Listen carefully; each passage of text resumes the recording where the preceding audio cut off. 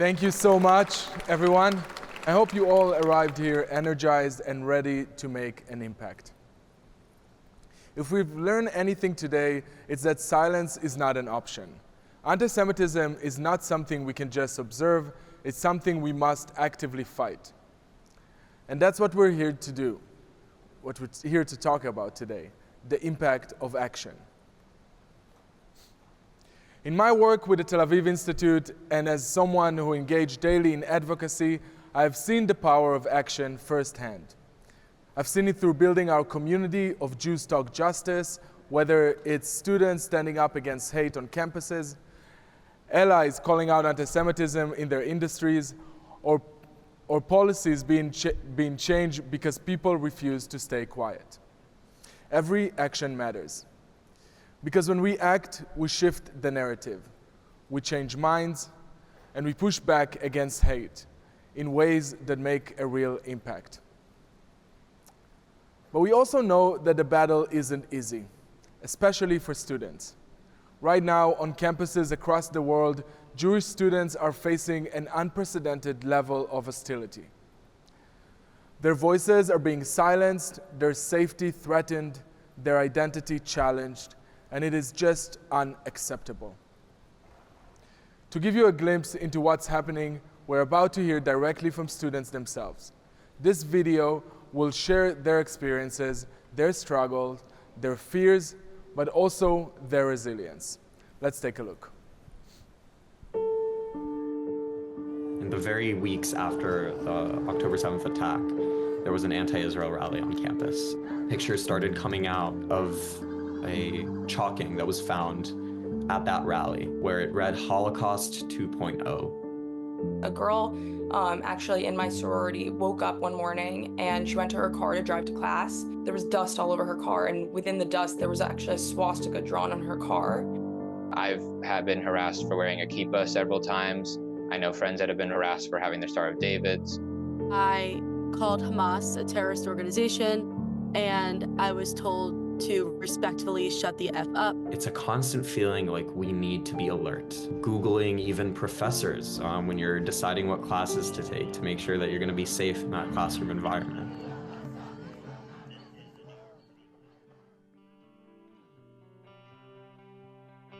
The things that I sort of leaned on to stay calm was the community. The Jewish community here is really very strong. The Jewish people know how to come together as a group, and that's exactly what we've done. ADL's Anti-Semitism report card is a very useful tool to understand how anti-Semitism is affecting students on campus. Personally, I use this report card to get a sense of what the university offers, as well as areas in which the university could improve that maybe I could advocate for other students. What it does at the end of the day is hold college campuses, universities, and other bodies to account. I think that what gives me hope is that many Jewish students are starting to be proud of the fact that they're Jewish and are showing up to vigils or showing up to community events. People are here to engage, people want to connect. The Jewish community is coming together, and I really, really hope for the future that that spirit of connection and resilience and having each other's backs will continue.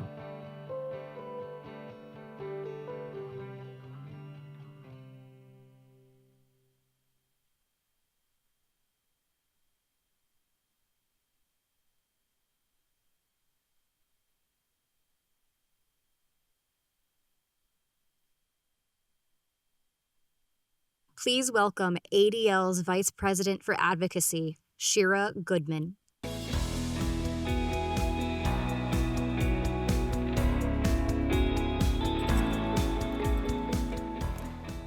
When parents ask me what's happening on campus this year, the answer is a little complicated. Things may seem quieter, and in some ways they are. But our recent survey data shows that the anti-Semitism crisis on campus is far from over.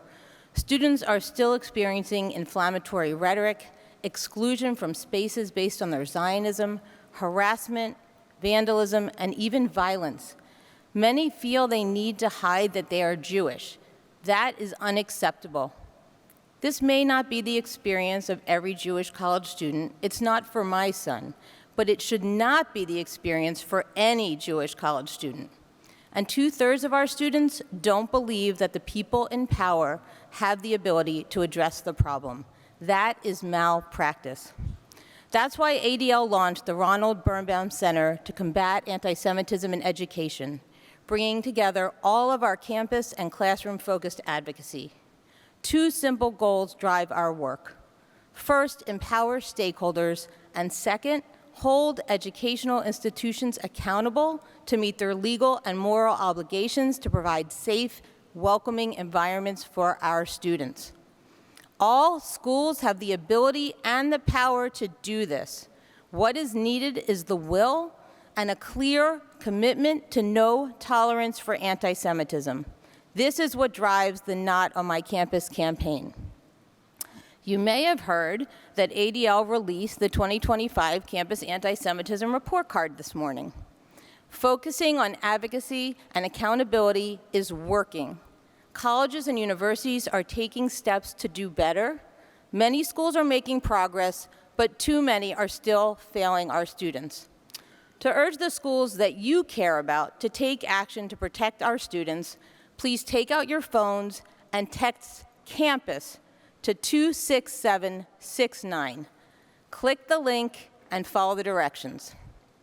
The current anti-Semitism crisis was a long time in the making, and it won't get solved over the course of just a few semesters. ADL is in it for the long haul, and the schools that are facing this problem head-on know that long-term focus, innovation, and dedication are necessary for success. Good afternoon. I'm Chairman Tim Wahlberg, and I'm honored to address you today. As chairman of the Committee on Education and Workforce, I'm deeply disturbed by the disease of anti-Semitism infecting our post-secondary institutions. Jewish students, like all students, deserve the opportunity to learn without facing discrimination or harassment. That's why ADL's efforts to document anti-Semitic activity through products like its campus report card are invaluable tools in protecting students on campuses. We've made progress calling out institutions through our committee's investigations, but we have a lot of work ahead of us. I know it can be done thanks to the diligent work of organizations like the ADL. Thank you for all you do to ensure Jewish students, and indeed all American students, have a chance to thrive.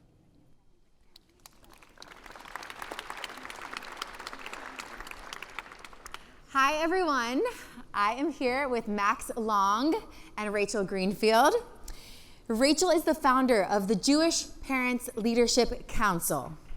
Yes, woo! And Max here is an IDF reservist that deserves another round of applause. He's enrolled at DePaul University in Chicago. I guess another round of applause, there we go. Well, back in November, Max and another Jewish student were attacked in broad daylight on campus. And after getting out of the hospital, he had to actually drop out of class because students were handing out flyers and accusing him by name of genocide. Max, how did it feel to be in the middle of this experience? Yeah, it was surreal. It was absolutely surreal experience, but after fighting terrorism face to face in Gaza, I never expected coming back here that I'd be facing that same terror on my own college campus. But what surprised me the most wasn't necessarily the attack, it's what happened after. It's having other students come up to me telling me I got what I deserved, or the doxing and attempts to intimidate and silence me after the attack. And it showed that the misinformation that is ravaging our college campuses, it's deep-rooted and not enough is being done to address it, and misinformation thrives in silence.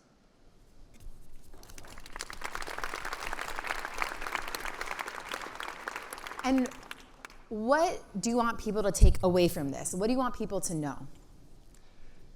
Yeah, so I would say the biggest takeaway is, number one, we need to do more. We need to do more to humanize the Israeli and Jewish experiences post-October 7th. And the only way to do that is to bring those experiences to the audiences that need to hear it the most. And as comfortable as it might be to be within our Jewish world and among other Jews and this incredible community, it's supportive, it feels good, but we need to do more to reach our interfaith partners. As was said on stage, Jews make up 2.4% of the US. And with that, we need help to amplify our voices. And so what we've been doing, in light of the attack, we established an organization called Strong Voices for Israel, where we are sending IDF reservists, Nova and October 7th survivors, and Jewish students who have experienced anti-Semitism, and we are sending them around to non-Jewish communities around the country to share their story and engage more with our interfaith partners. That's amazing. Thank you so much. Wow, you're amazing. Thank you. So Rachel, anti-Semitism is not just on the college campuses. As we know, it is affecting the younger kids in school as well. So how are you seeing all of this take shape? So I'm a parent in a K-12 school here in New York, and I can tell you firsthand through my grassroots organization, Jewish Parent Leadership Council, that we daily hear of curriculum that is biased. We have maps in kindergarten classrooms that are erasing Israel. We have faculty that are attempting to indoctrinate this next generation. So this work has to start earlier than the university in order to make an impact and a change. Absolutely. Thank you. And from everybody in here, what kind of resources are you looking for? How can they help? So everyone here can actually make a difference, and I think we have to just actually pay attention. We know somebody, whether it's our child, our grandchild, our niece or nephew who's in a school. We need to see what kind of assignments they're given. We need to see what they're reading in their history classes. And we need to understand when it crosses the line of anti-Semitism and anti-Zionism. And we cannot remain silent. We can't fear retribution for ourselves or our children. It's time that we stand up and say this is not acceptable. So everybody here can do that. We can't be fearful and we can't be silent. And we're looking for partners to help us create curriculum that can go into our schools, explanations of who the Jews are and what our history is, and be able to be adopted with an anti-bias lens and factual-based learning for our students. Thank you so much. Thank you both for being here, really, thank you. And thank you, Max, for your service. Another round of applause for these two.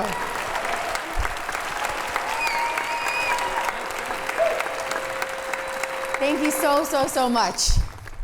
Hello, I'm Congressman Richie Torres, and I have the honor of representing New York 15 in the Bronx. The ADL has been among the most consistent institutional voices against anti-Semitism, combating anti-Semitism whenever, wherever, and among whomever it appears.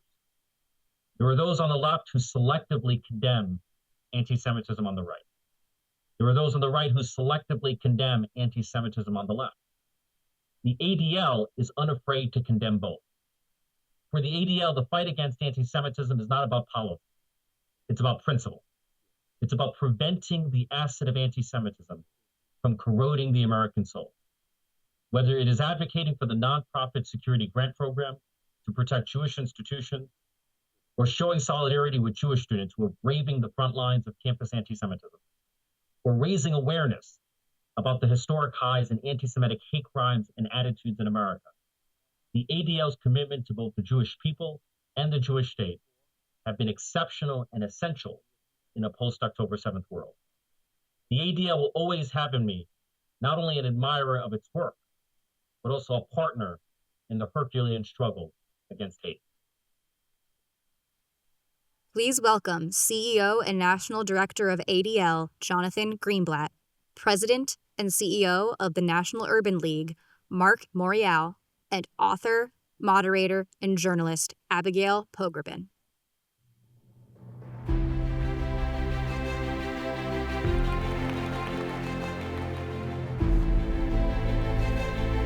Jonathan, where I sit in the middle. Wow, great crowd. Hello, everyone. Good to be with you. Hey, hi, Abby. How are you? I'm good. You're gonna let me call you Marc. Hey, all day. I'm gonna call you Jonathan. Yeah. Please do that. We're talking about masking today, which has obviously become something we didn't know we'd have to deal with. This is something that went away for a while, and there were actually laws against it. And then COVID obviously changed the game. Tell us, I want to start with you, Jonathan, what's the problem that the ADL is addressing in its campaign against masking, I would say with intimidation? Yeah, I mean, I think, first of all, thank you for setting us up, Abby. Thank you for being with us again for another Thank you. Never Is Now. My pleasure, thank you. And I would be remiss if I didn't just say, how amazing is Richie Torres? Yeah. Wow. We need more of him.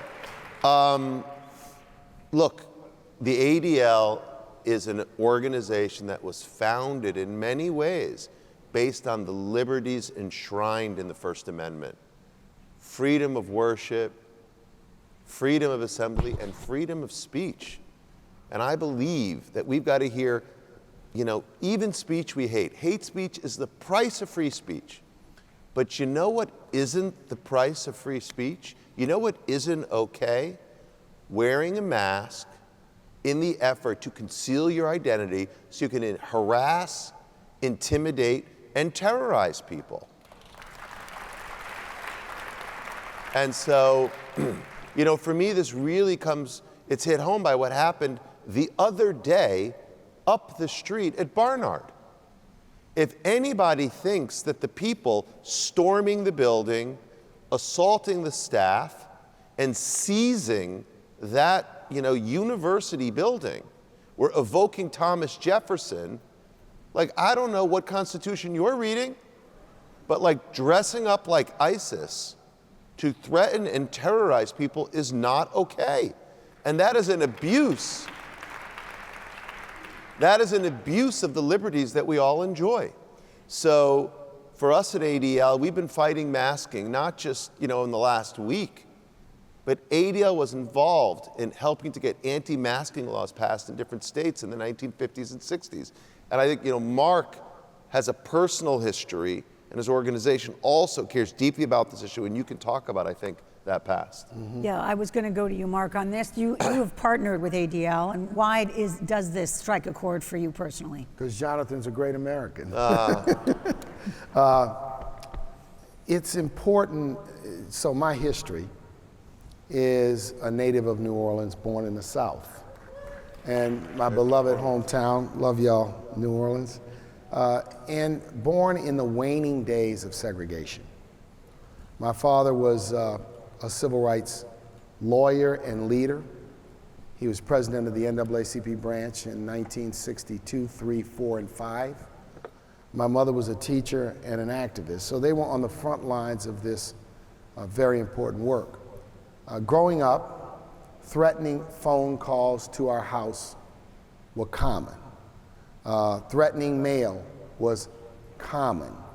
Later on, when my father began his pioneering political career, when he ran for mayor of New Orleans in the 70s, our house was defaced with KKK spray painted on the fence.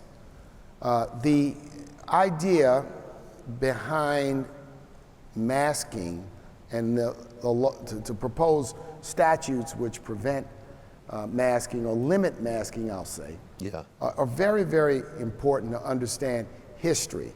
And in a lot of discussions with people about it, I've said, you can't look at issues only in the context of today. You have to look at it historically. And historically, anti-masking rose in contraposition to the Ku Klux Klan and to their basic modus operandi, which was to mask themselves to carry out lynchings, to carry out hate, to terrorize people. Why were they masking? They were masking because in some cases, people who were Ku Klux Klansmen was quote unquote upstanding people in the community. They were policemen, they were sheriffs, they were business people who did not want their identity to be concealed. so that there would be no accountability. The idea behind this is accountability, so that if someone terrorizes someone, if someone under the guise of protest commits an act of violence, that there can be some accountability, that they can be held accountable. And I think that's the idea behind this. So, Jonathan, can you tell us, absolutely, what part of what's led to this partnership are particular laws or legislation that you are proposing? Yeah. Can you just give us a sense of what actually you think could happen and how it might be enforced? So look, there are 26 states in the country that have no masking laws or inadequate laws that we're targeting. We're starting out by focusing among the 26 with an initial 9, and already in Albany together, the ADL and the National Urban League have worked with members of the state assembly to get a new law kind of in the works to be passed. Now, what would that law say? And I should say, the laws that were there, many of them got pulled back or rescinded because of COVID. These laws that restricted masking in public places got changed because of the rules around COVID when people were immunocompromised.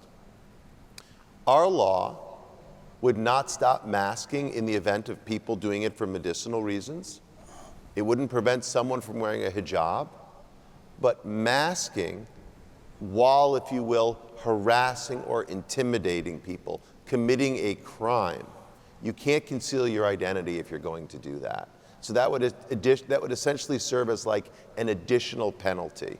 So if someone were arrested, again, for harassing someone else, they were wearing a mask, that would add to the offense. So again, our teams are doing this literally right now here in New York. Our teams are working in Maryland to do something similar. Both of those are moving, and I think New Jersey is the next state that we'll be targeting. You know, I wanted to say the inspiration for the National Urban League's relationship with ADL has a good part of, again, back to my hometown in New Orleans, my family and I's long-standing relationship with ADL in New Orleans, which was a partner in the civil rights days and in the civil rights movement. But it also, ladies and gentlemen, stems from a view that I have that hate is a cancer in America. Hate is a cancer, it's a vicious cancer. And otherism, because of race, creed, color, religion, gender, or gender identity, to me, is inimical. It is an opposite to an America where we say e pluribus unum, an America where we are trying to create this multiracial, multi-religious democracy. And so that's what's in my soul, to push back and condemn hatred. It is okay to say, I do not like hatred. It is okay to say we're going to fight hatred. And I think these laws are statements of affirmations of policy. That's right. But I think it's something much more, much deeper than that. So that's, I think, why this relationship. And then I also want to tell you, this relationship is also enabled by the leadership of Jonathan in a very, very big way. Because I think Jonathan has leaned in heavily, has been someone who has been a master of outreach and collaboration and discussion. And I think in this world today, we have to find common ground, ways that we can work together. So that's what inspires this. And Marc. Let me just say something. Yeah. Like, Marc Morial is an intrepid leader on so many levels. When we wanted to engage the White House on a summit against hate-fueled violence, Marc was like literally, along with the Rev, Marc was the first person there. When ADL was looking for a partner to do something on political violence, Marc and the National Urban League were the first people there. When we found opportunities to collaborate, and I got to pick up the phone and call someone who's running an institution, there is no better friend to the Jewish community than Marc Morial and the National Thank you, Jonathan. Thank you. I'm so glad that you like each other. It helps. February 25th, there was a protest. It feels like we can't even keep track how many of all of them in Cincinnati on an overpass. Yeah. And there were about a dozen neo-Nazis waving swastika flags. They were also having signs saying America for the white man. It just focuses, as horrific as it is, of how sort of melding of hatreds often crop up together. So we look at what I think we would maybe in a too facile way talk about the anti-Semitism on the left on campus, but then we're also looking on anti-Semitism on the right. Sometimes it's all, conflated, but just if you could talk about that incident in particular, because they were all masked, and it was one of those times, again, where you don't quite understand why people are getting away with it. We thought it was dead. We thought this hatred was dead. Did we think it was dead? Regrettably, it never dies. We have to continue to be vigilant. We have to continue to hold people accountable. And for me to see that, I just don't know what is in people's soul that inspires them or encourages them to be so hateful, but it proves the point. 100%. They were out there with masks on. They didn't want to be detected. They did not want to be caught.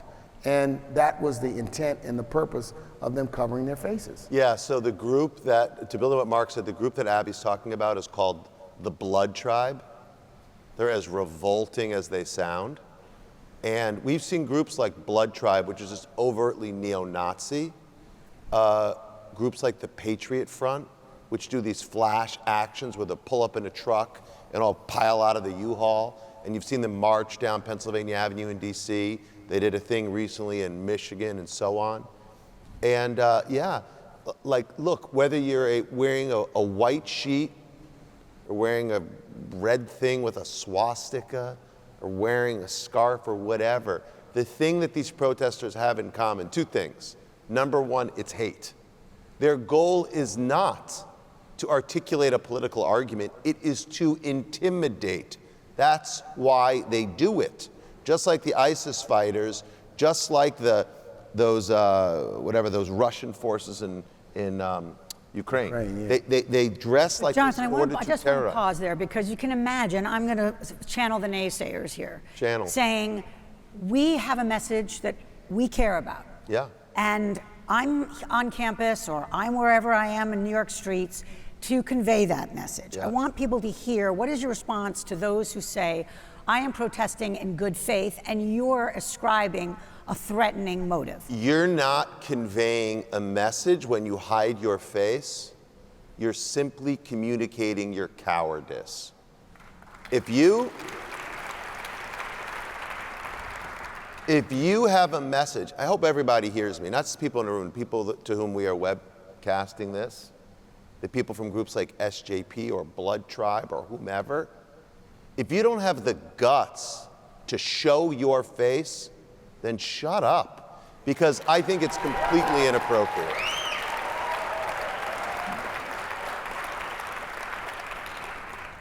Hazel Dukes, we sadly lost her just recently. She was the NAACP representative in New York. Yeah. And she is an institution. She was an institution. A legend. A legend, and she died at 92. Am I right? Yes. Yeah, amazing. Somewhere. And I just want to quote her. She said, "Black communities know all too well that individuals who hide their identities with intent to terrorize, intimidate, or harass are a threat to all of our safety and have no place." Can you just, again, remind us, for some who say that we are over-focused on the Israel protester, why this ultimately affects all of us? Well, because it may be that in this context, that's the facts of today. But the truth is, this is why history is crucial. This is why sweeping history under the rug is bad. This is why people should understand the horror of the Holocaust. They should understand the horror of slavery. They should understand this. They should be schooled in it. Because if you're schooled in it, there's no debate. There's no discussion. You will understand that cowards mask themselves and they call themselves the Ku Klux Klan. And all these groups are basically inheritors of the gospel of hate. That is what they are. And free speech is not hate speech. And I will always defend responsible free speech, but I will always condemn hate speech. Wherever it comes, in whatever form it comes, against whoever it comes. We gotta level set, but my thing about education is, and there's a big discussion about banning books, and look, when you learn history, you have to learn the good, the bad, and the ugly. When you learn history, you can't run away from the tragedies that shape modern thought. And I think this is one of the mistakes we tend to make. People say, well, why do you keep bringing it up? Why do you keep bringing it up? Well, I keep bringing it up because it is necessary to understand today to have a clear sense of yesterday. And we've got to really, really promote, Jonathan, in order to really attack anti-Semitism or racism or hatred, people have to understand the sources of these, lest we continue to be in a cycle of wash, rinse, and repeat. Okay. And that is not good for our children Thank and our you. children's children. Thank you. So I just want to end with what people can do. We've run out of time, but I want to leave them with some kind of action item. If someone wants to get involved in the tell me what you're calling it, the End Hate. The campaign is called Unmask Hate NY. You can go to unmaskhateny.org and to learn about the campaign right here in the Empire State. If you want to get involved in what we're doing here in New York, or you'd like to get involved with what we're doing in Maryland, literally just right outside these doors, there's a station where you can go sign up. So everyone here in this room who's like, I want to be involved, just go literally down across the hall to the activation station and sign up. To the people who are watching, I'd encourage you to go online to unmaskhate.ny.org, or you can go to adl.org and sign up there as well. ADL, do what you do. Raise righteous indignation.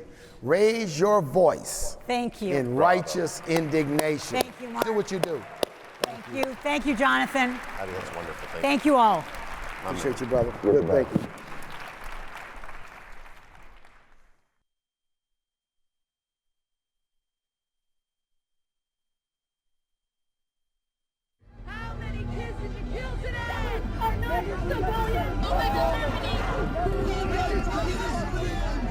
The boardrooms of the country's largest companies are facing unprecedented challenges as a result of the surge in anti-Semitism and anti-Israel activity since October 7th. BDS activists have called for boycotts and divestment at U.S. public companies that do business in Israel, threatening Israel's security and economy and making Jewish employees feel unsafe. Corporations have a responsibility to ensure that their products, platforms, and workplaces are free from anti-Semitism and hate. New challenges require new strategies and innovative tactics. The TOV ETF is a groundbreaking investment vehicle on the New York Stock Exchange that leverages your investments to combat anti-Semitism and support Israel. When you invest in the TOV portfolio of the approximately 500 largest U.S. public companies, we can amplify the Jewish shareholder voice to push these companies to take a stand against anti-Semitism and hate. Are you ready to invest Jewishly?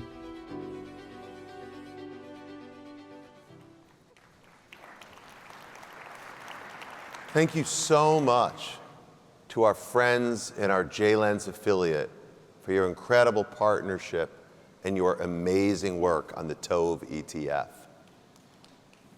If you haven't already done so, I would encourage all of you to check out the TOV station in the hallway.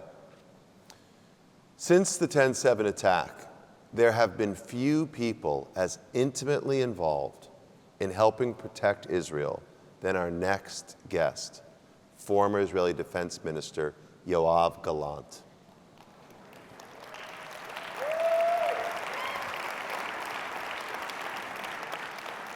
In his capacity as Israel's defense minister, he oversaw the country's response to the multi-front attacks and threats that the Jewish state has confronted since 10/7. Minister Gallant, whose mother was a Holocaust survivor and father a partisan who fought the Nazis, has had a long and distinguished 40-plus career in service of the State of Israel. He is a former IDF general who began his political career in 2015, having served in several ministerial positions. Today, Minister Gallant will be engaged in conversation with CNN's Biana Golodryga, and we look forward to hearing his insights. I have had the great privilege of spending time with General Gallant, and I can tell you his intelligence, his candor, and his authenticity is something all of us as a people should deeply appreciate. Please join me in welcoming our guests to the stage, General Yoav, Gallant, and Biana.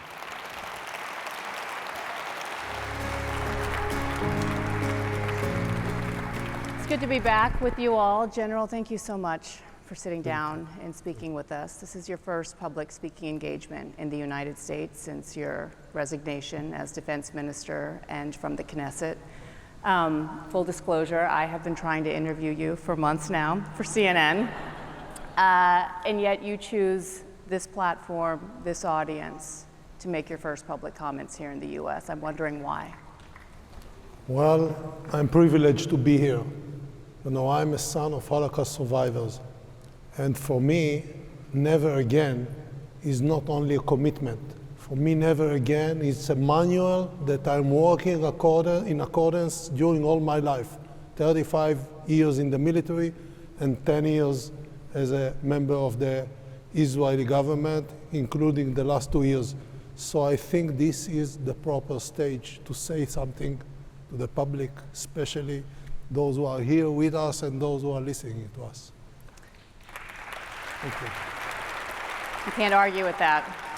I know you've spent a lot of time with the families of hostages in the days, hours, months following the October 7th attacks, and subsequently since many of them have returned home. This morning I spoke with the Nutras, and their mission in bringing home their son and the rest of the 58 confirmed hostages in Gaza is to make sure all of them come home. And we find ourselves at an impasse right now where there's concerns about phase 1 ending and phase 2 of the hostage ceasefire deal not being extended. The Prime Minister has cut off aid going into Gaza with the directive of the US administration and government signing on to extend phase 1 of the deal to see more hostages come home. You said this last week in Israel: we can join the two war's objectives together to destroy Hamas and return the hostages, but we can only do it in one way. First return the hostages and then destroy Hamas.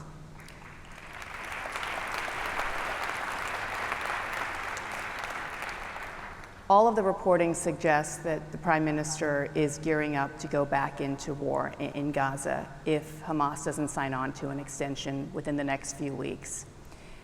Is Israel on the wrong path, in your view? Will hostages' lives be at risk?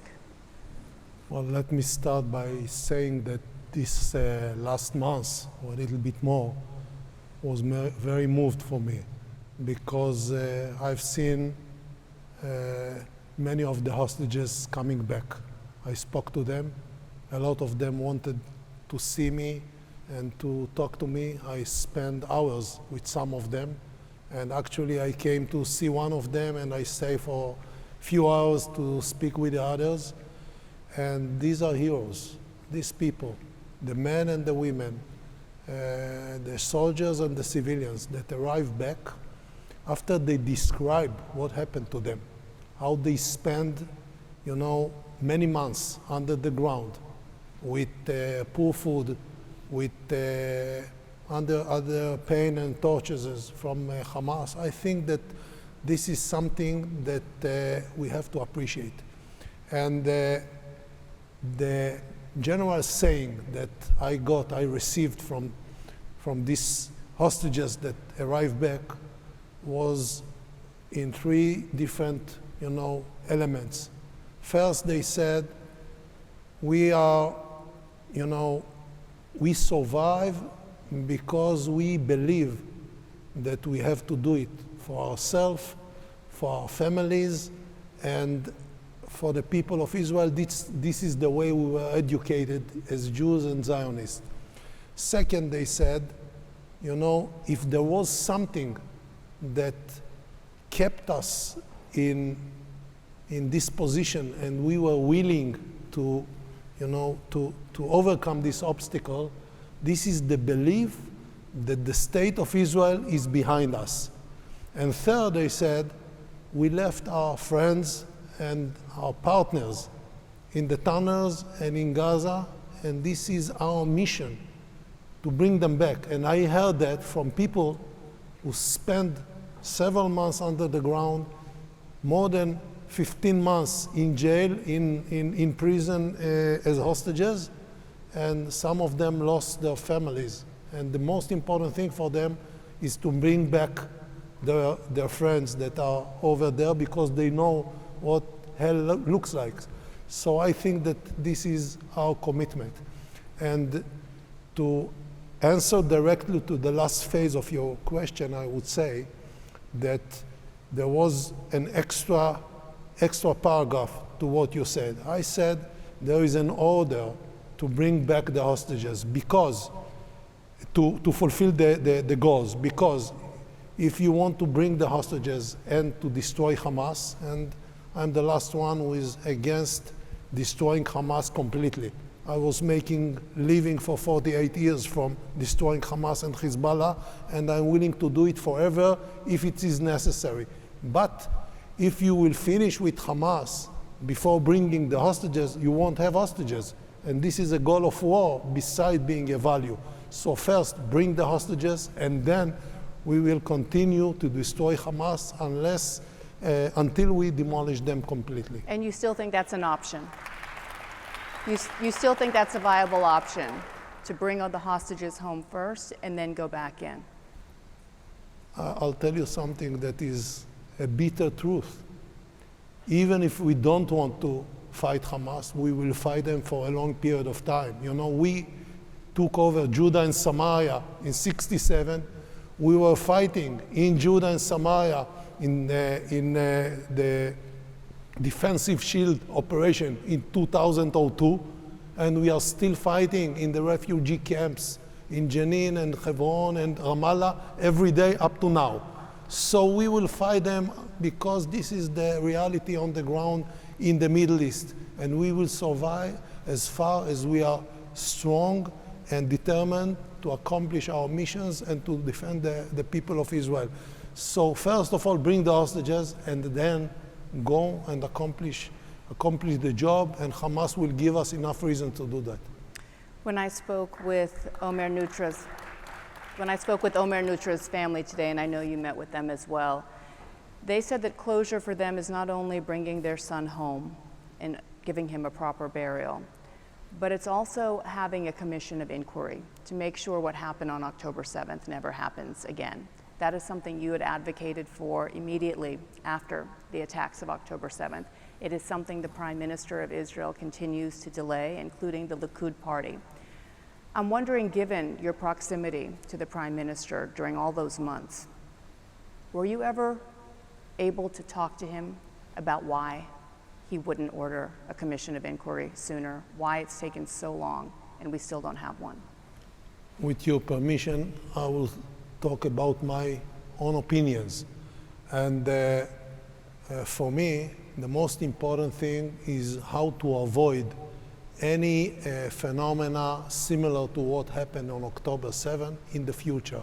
In order to do it, you have to learn the lessons.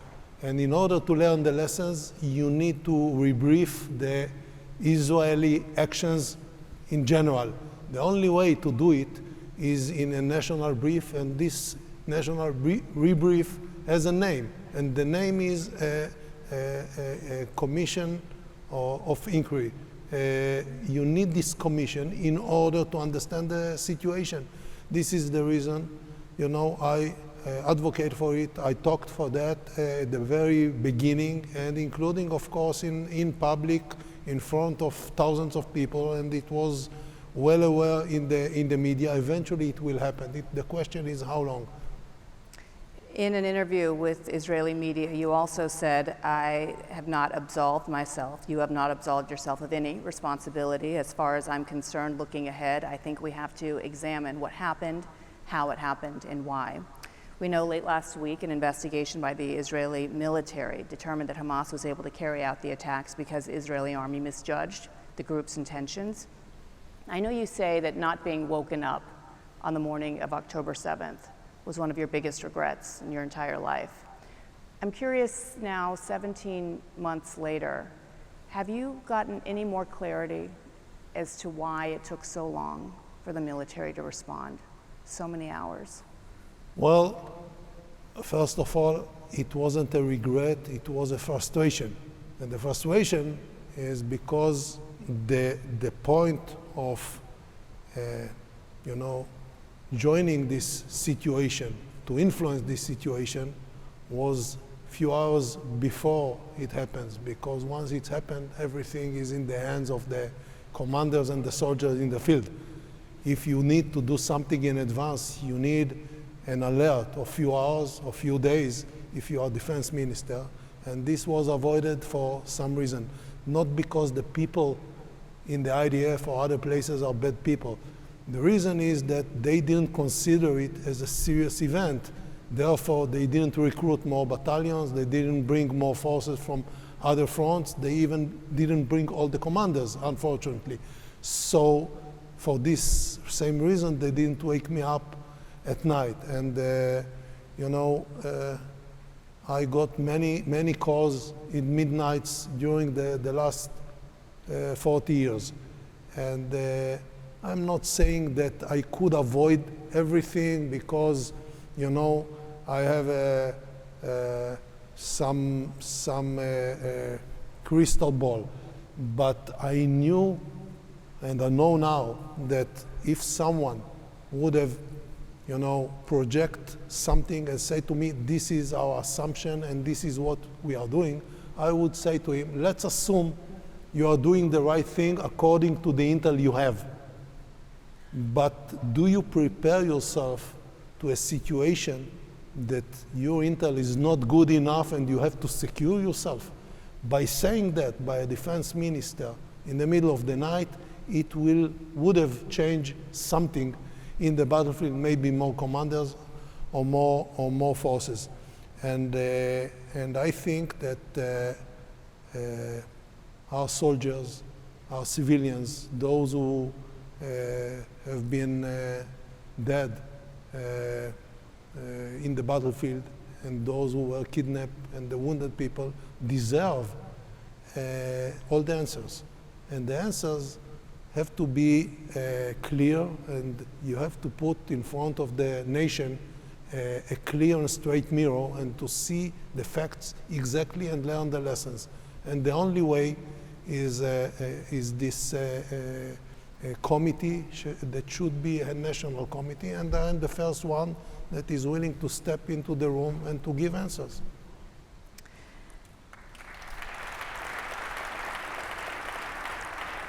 Last November, the ICC issued arrest warrants for you and the Prime Minister for alleged war crimes and crimes against humanity during the Gaza conflict, alleging that you both failed to prevent or address these crimes despite having the authority to do so. These warrants were condemned by the Biden administration, and now the Trump administration has sanctioned the ICC. I'm wondering how you responded to the news, and if you plan at all to travel to Europe anytime soon, and if you worry even traveling overseas to the United States.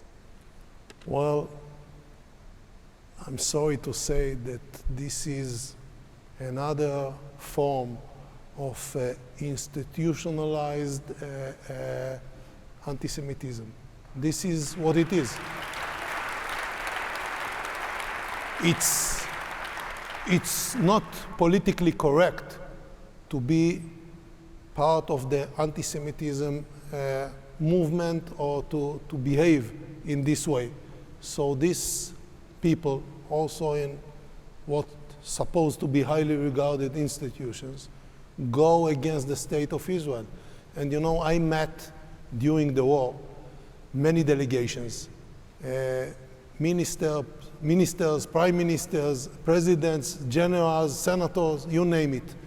And after the first months, when they showed a lot of sympathy to the situation in Israel, the criticism started to arrive, and especially from European countries.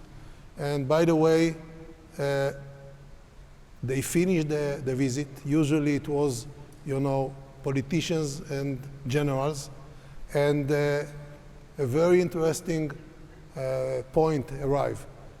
The ministers and the politicians went to their countries and they criticized Israel for behaving in what they think is not a proper way. And at the same time, their generals called me and the chief of staff to ask how we succeed so much fighting terrorism. So this is the behavior of some of these countries.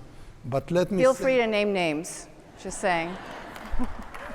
let me say one other issue, one other point, and emphasize that I'm proud to be criticized by the ICC and others for defending the state of Israel, the Jewish people, our kids, and our women. I'm proud of that.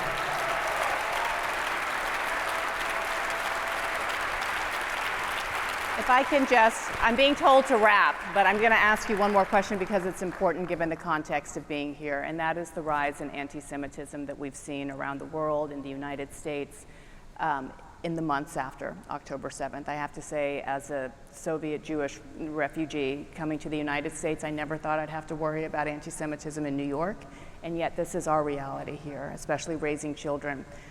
What are some things that the United States, that Israel itself, can do better to help combat anti-Semitism and the polarization we're seeing directed towards Israel as well in the United States? Well, a very prominent and senior American figure talked to me in the war, Four Eyes. And he said to me, look what happened in the American universities. You need to do something in your behavior. I told him, with all the respect, if your kids support Hamas, who is going to kill Israeli innocent kids and women, and they boycott Israel for protecting them, you have a problem in your education. You need to do something better. This is the problem. The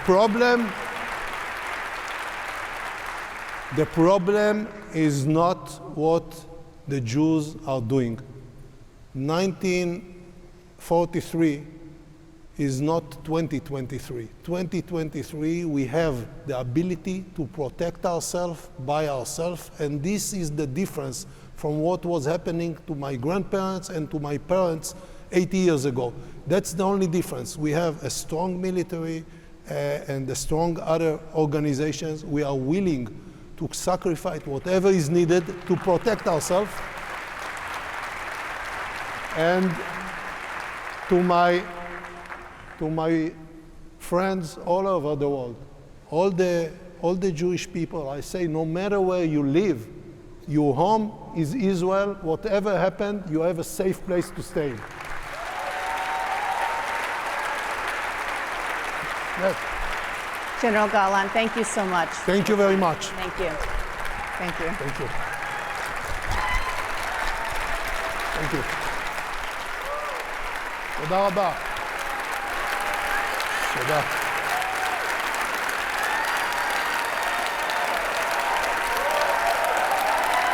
תודה רבה. Thank you very much.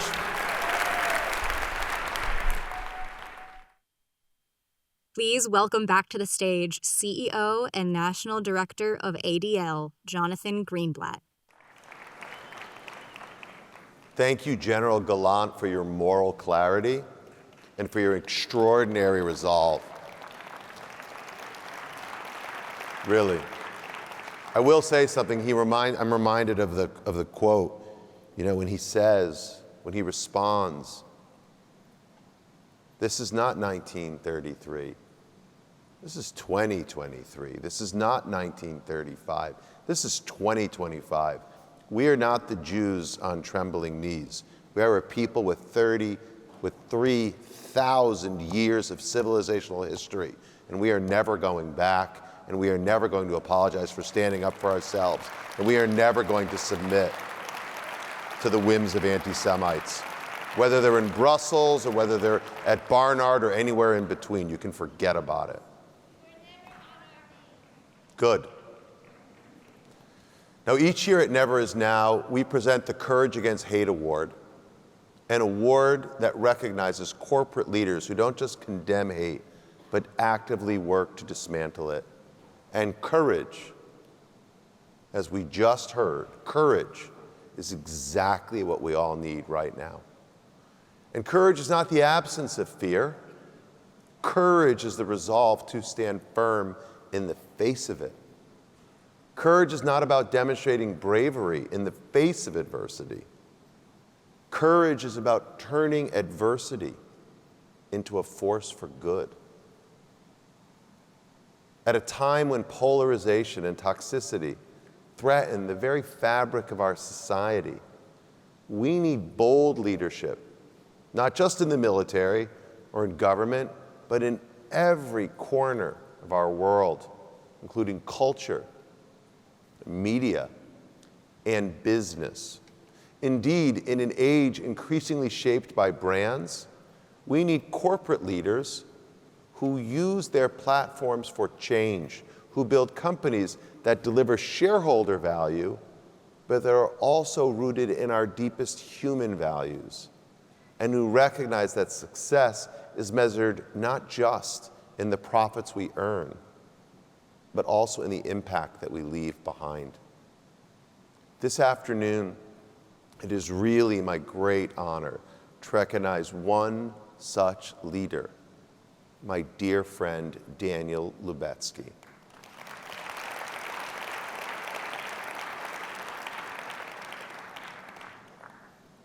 I've had the gift of knowing Daniel Lubetzky for decades. When he was starting Kind, when I was involved in starting a little bottled water company. But I'm pleased to share with you today that his story is one of incredible perseverance, vision, and a resolute commitment to bridging divides. As the son of a Holocaust survivor, he carries a profound legacy gifted to him by his father, not just one of remembrance of the past, but of action in the present. Daniel's first business venture, Peaceworks, a company created with the explicit purpose of building great products, but also using that process and the profits that it would generate to bring together people previously divided by conflict. More recently, as a business leader, philanthropist, and change maker, Daniel has built more than just successful ventures. He created an iconic brand and articulated a new philosophy centered on kindness, inclusion, and responsibility. Through Kind Snacks, he proved that a company could thrive while standing for something greater than just improved quarterly earnings or higher margins. And today, as a judge on Shark Tank, Daniel uses his platform to support entrepreneurs who share his belief that business can be an engine for good. Now, his impact also extends far beyond the corporate world. Daniel believes deeply that dialogue and collaboration are the antidotes to division and understanding. And unlike so many people that we hear and see and read about, he puts his money where his mouth is, launching innovative initiatives such as the Builders Movement that's leading a nationwide effort to equip citizens to overcome polarization and solve our toughest problems by actually working together. And as an ADL board member, Daniel has helped to lead, this organization forward, strengthening our mission, challenging me as the CEO and all of us to always strive for excellence and ensure that we meet the moment with boldness and clarity. And at a time when anti-Semitism and hate, bigotry are all on the rise, Daniel Lubetzky reminds us that courage is not just about fighting against something, it also must be about fighting for something. Because never again can't be an empty phrase. He sees it correctly as a call to action, a commitment we uphold through our words and our deeds, because never is now.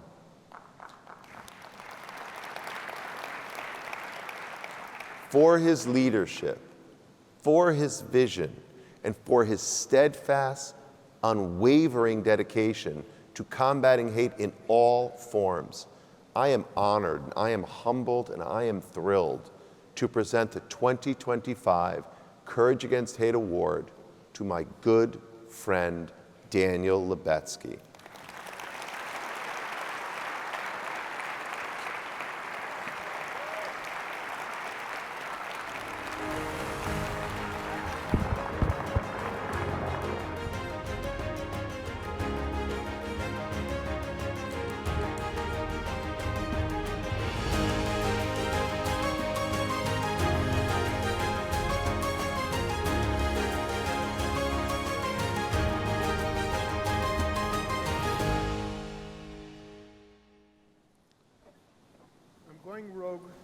And now I'm thrilled to welcome to the stage my dear friend who will be interviewing and speaking with Daniel this afternoon, the noted author, social entrepreneur, political commentator, civil rights activist, and more than anything, an extraordinary human being. Please welcome to the stage Van Jones. I'll get out of the way. Wait, here comes Van.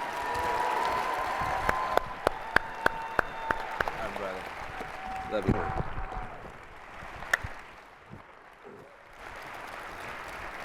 I'm going rogue just for 1 second to recognize this young kid. You may not know it, but before he took the job, he had a full head of hair. That's the first time I've heard that joke, so. This is one of the most important jobs in humanity today in our civilization. Jonathan gives 120% every single minute, morning, day, and it's such a tough, thankless job. He criticizes the far left and gets criticized. He criticizes the far right and gets criticized every single day, and you're like one of our most important treasures, and I'm so grateful for humanity to have you as such an incredibly relentless partner. Thank you. He should get this award.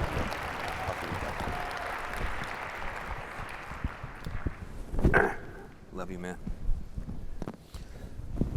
Love you, Ben. Hey, first of all, so hard to try to look cool in front of this guy. I'm like, I have no idea how to sit.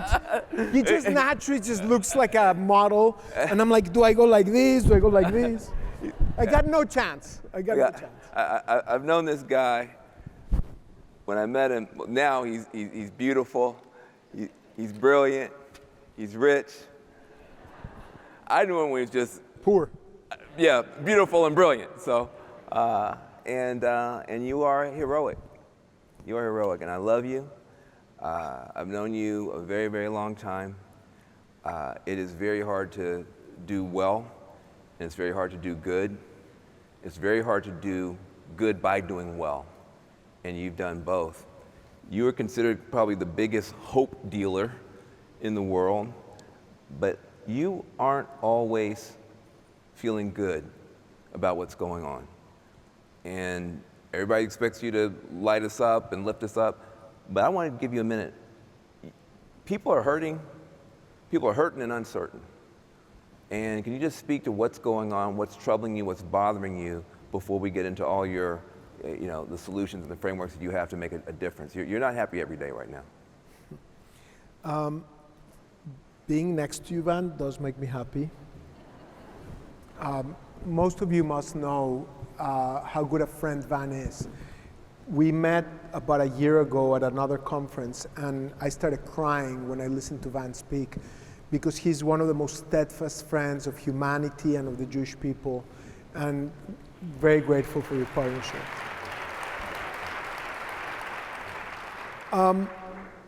You know, growing up in Mexico and listening to my dad talk to me about what he went through, I could not connect the dots of how what happened. How was he sent to a concentration camp as a 12-year-old and was liberated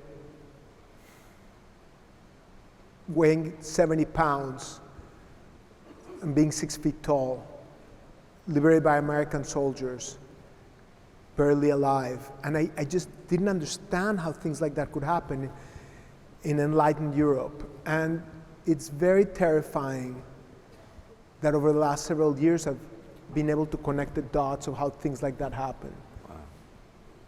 So it's also liberating, because then we know what we need to do.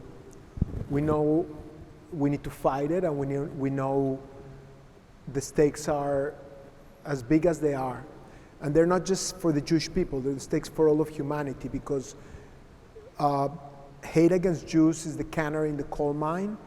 But just like with the Holocaust, where they started killing and killed 6 million Jews, World War II ended up killing many millions others and destroying so much of civilization. And at every step of history, when Jews are targeted, those societies end up declining, because hate against any human being for who they are shows something more broken in that society that is ultimately going to be the undoing of that generation and of that society. So we have our work cut out for us. Yeah, you know, the thing I love about you, though, is that everybody wants to fight back, but often when we fight back, we wind up making it worse, because we can be so intolerant of the people who are intolerant that we become intolerable ourselves, and we wind up creating more and more division. And what I love about you is that you have a framework that we've adopted in my organization called the Builders Framework.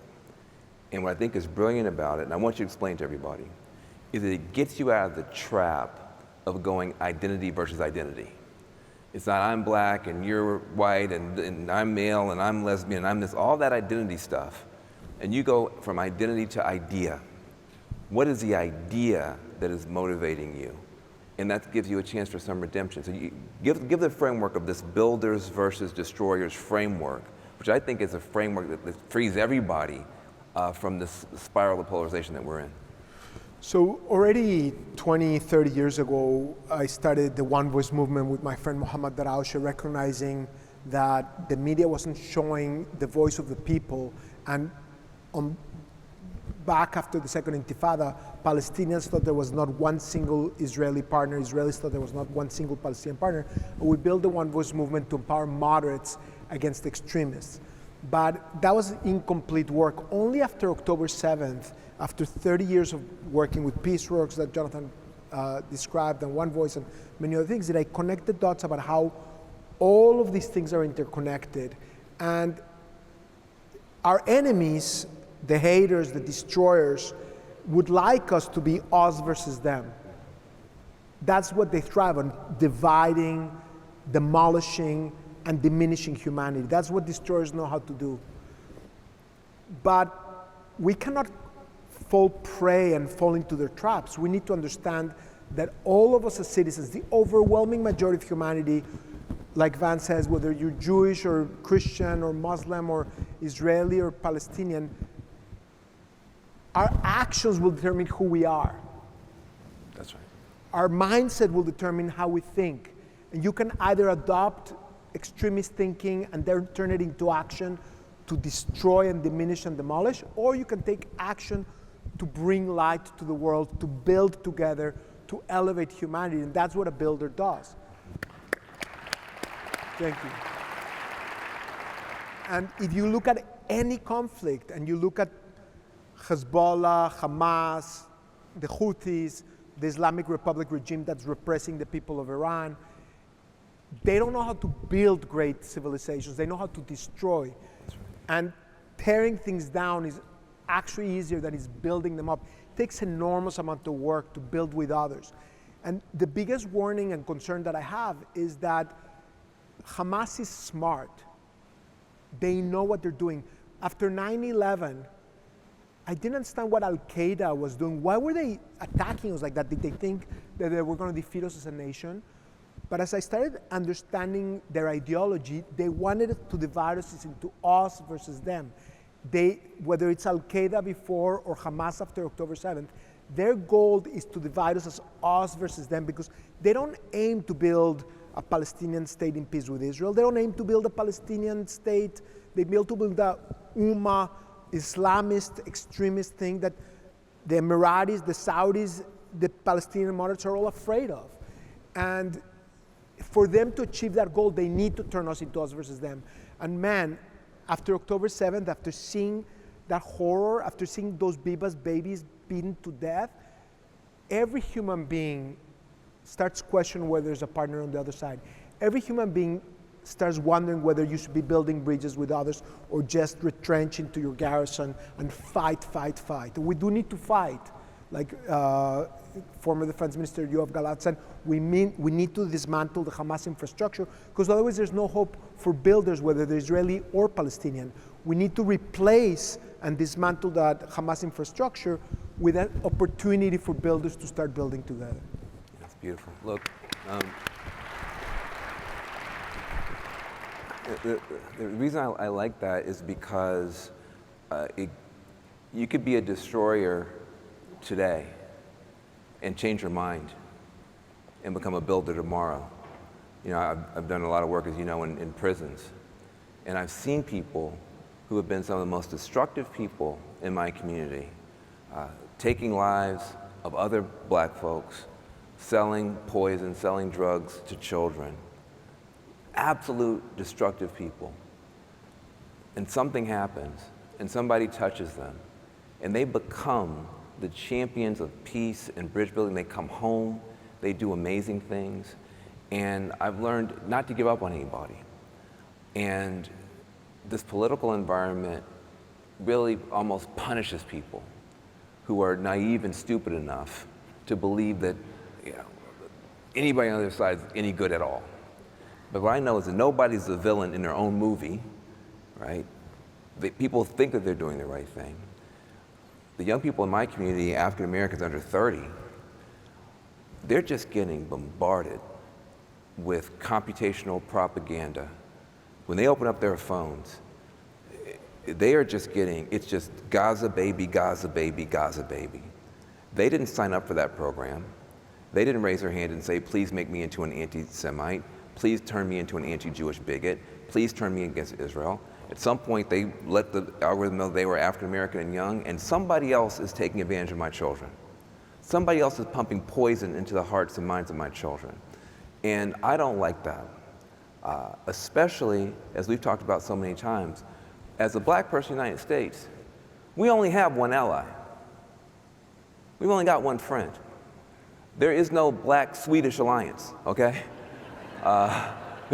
There's no black-Japanese alliance. There's no black Inuit alliance. It's the Black-Jewish alliance. It's the Black-Jewish alliance. We only have one friend.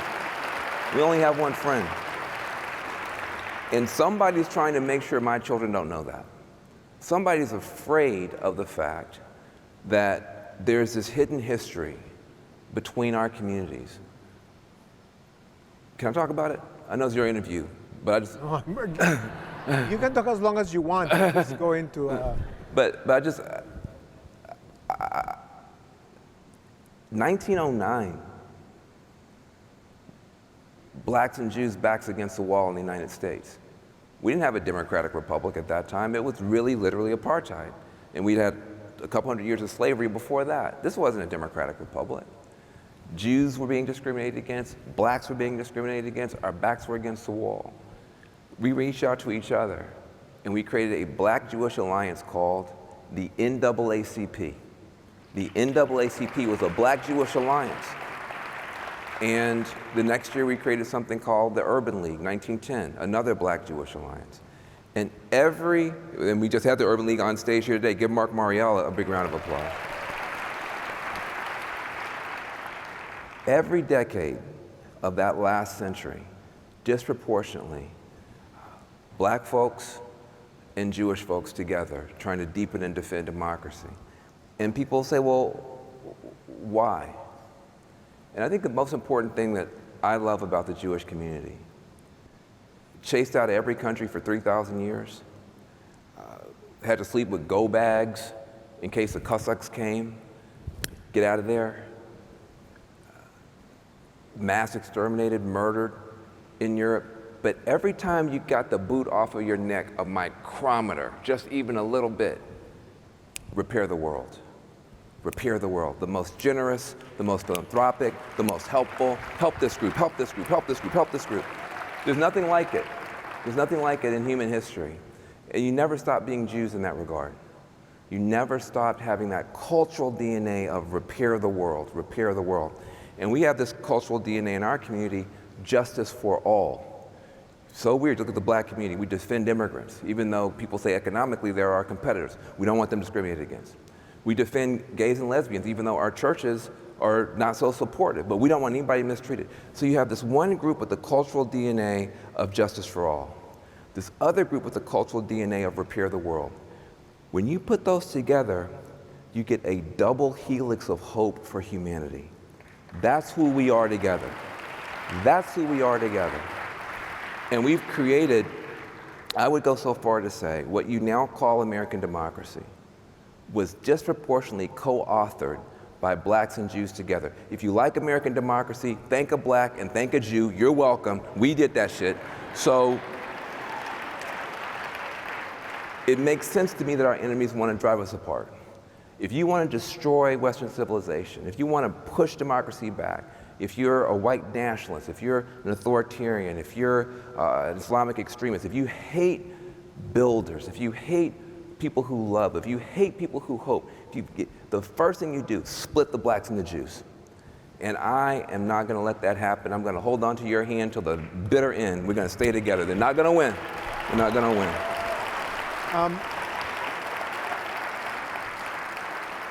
I've thought about this a lot, and just like some of the most poor and humble people are the most generous, similarly, people that have gone through so much suffering, through the horrors of slavery, through horrible discrimination. If you go to the Muhammad Ali Center in Louisville, you find out that after Muhammad Ali won the gold medal, he came back to his town and he sat down with the gold medal and they wouldn't serve him coffee.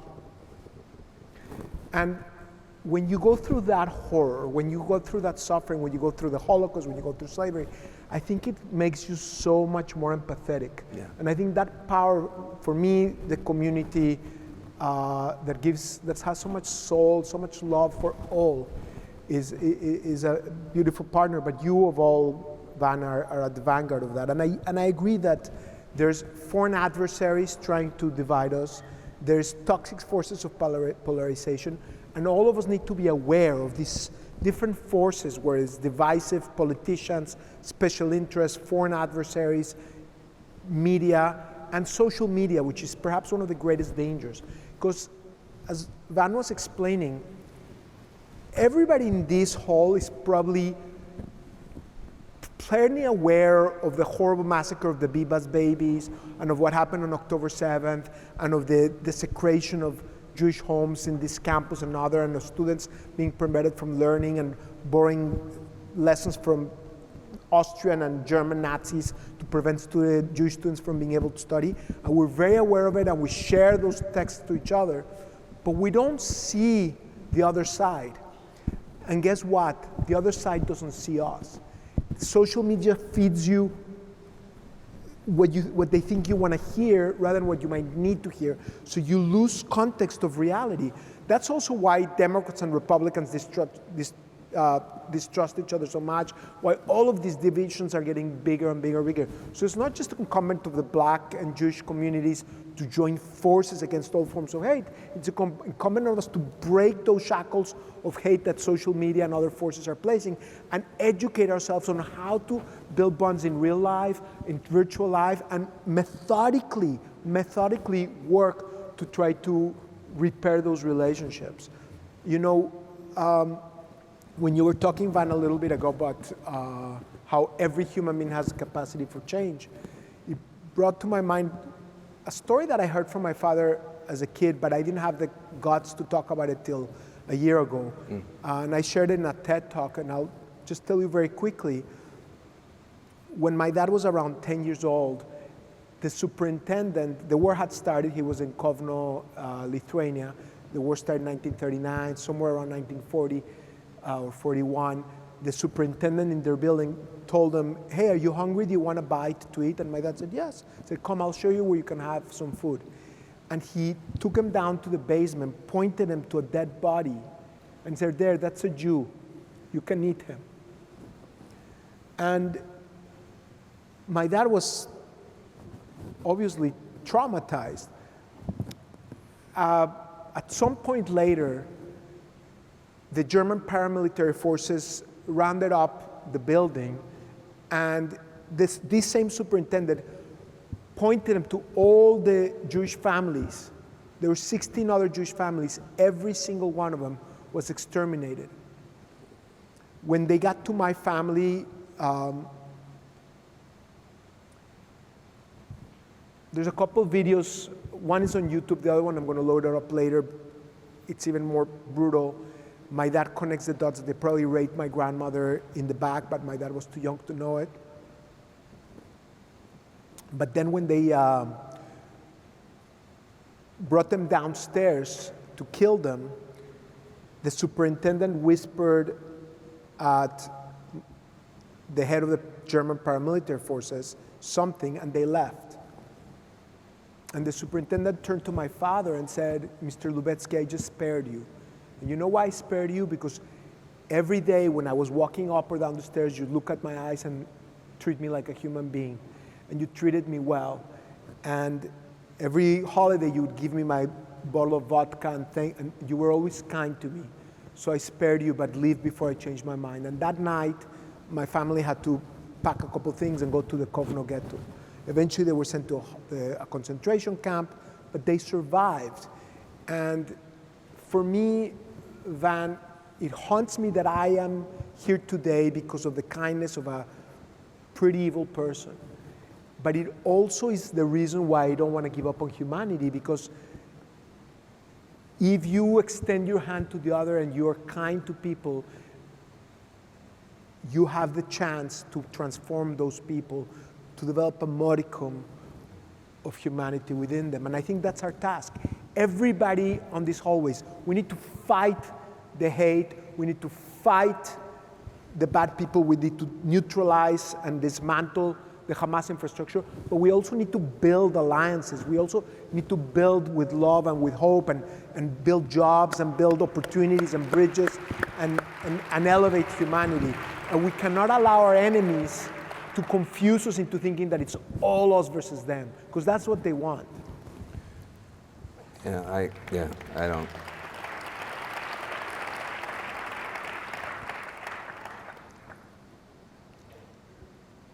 I'm not usually speechless. I didn't know that.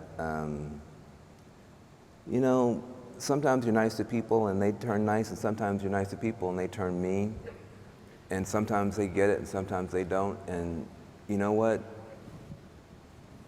I've just come to a place in my mind and my heart. People criticize me a lot on the left because I'm always reaching out and trying to figure out, you know, some kind of common ground. And it hurts my feelings. You know, it doesn't feel good to be called an Uncle Tom and a sellout and all these things. And I have 2 good therapists as a result. I love you back. Hey, man. I love you, brother. I'm a Mexican Jew. I kiss a lot. Hey, listen, and I like it. I like it.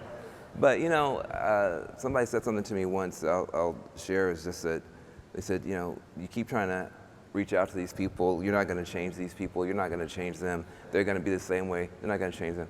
And I said, you don't get it. I'm not trying to change anybody. I'm reaching out because I don't want this hateful world to change me. I don't want it to change me. I want to keep loving. I want to keep trying. And if the haters never change, or if the hateful part of those people never sunsets and lets something else rise in them, that's really on them. But what I know for sure is that there's not enough darkness in the whole universe to drown out the light from a single candle. There's not. And our light matters. It may not matter right away, it may not matter to that person, but it might matter to somebody who's watching. We don't know who's watching. And you know, what I appreciate about you, I mean, I've known you for 30 years.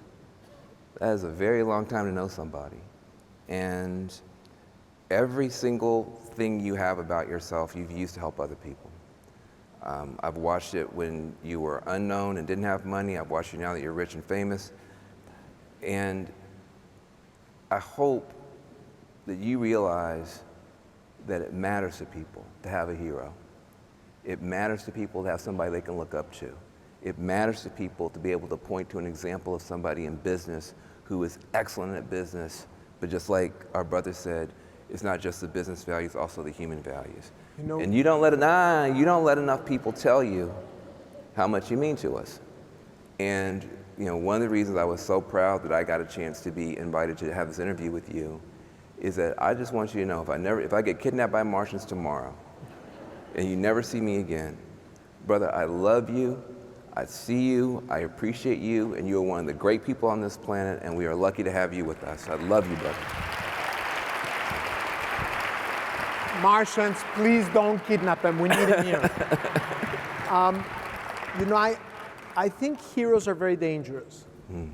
And many years ago when I was building the One Voice movement, I was walking in a hotel in Tel Aviv and I saw then Prime Minister Yitzhak Rabin, and I say, Prime Minister Rabin, I love you. And he looked at me and said, and I think what he told me is, shut up and do some good work. Stop developing these cults of personality. They're very unhealthy. I'm not going to name names, but there's leaders that I admire a ton, and then they take wrong turns. Every one of us, the more we succeed, the more we fall in danger to thinking that we're infallible or so special. I think what we need to do is recognize that every single one of us can transform the world every single day in how we treat each other, our families, our colleagues, each other, our enemies, how we give grace. Definitely stand up against the terrorists, and we need to dismantle them. I'm not a pacifist. I would like to, and it's absolutely imperative to destroy the terrorist infrastructure, but then you need to build with the broader communities. And I think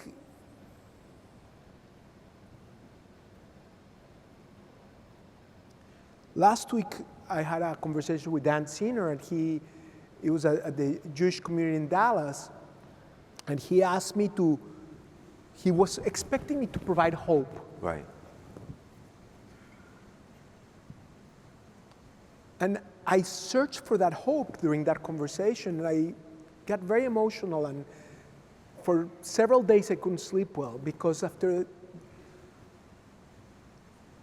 seeing what they did to those babies, to the Bebas babies, and sometimes I don't have hope myself.